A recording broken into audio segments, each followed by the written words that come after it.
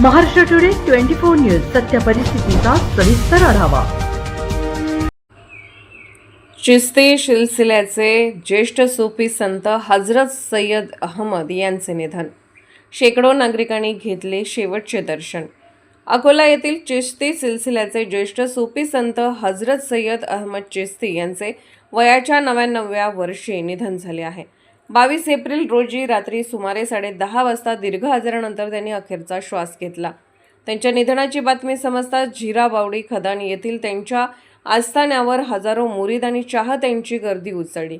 सर्वांनी त्यांच्या अखेरच्या दर्शनासाठी मोठी उपस्थिती लावली। सूफी संत हजरत सय्यद अहमद चिश्ती यांच्या नमाज-ए जनाजाला प्रचंड मोठी भाविकांची गर्दी उसळली होती।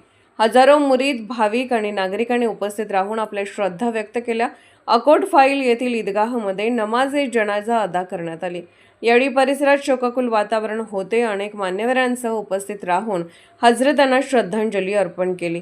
त्यानंतर सलामनगर येथील खाणका परिसरात हजरत सय्यद अहमद चिश्ती यांना सुपूर्द-ए खाक करण्यात आले। हजरतांनी दिलेल्या मानवतेचा आणि शांततेचा संदेश कायम स्मरणात राहील। महाराष्ट्र टुडे मराठीसाठी ब्युरो रिपोर्ट समीर खान, अकोला।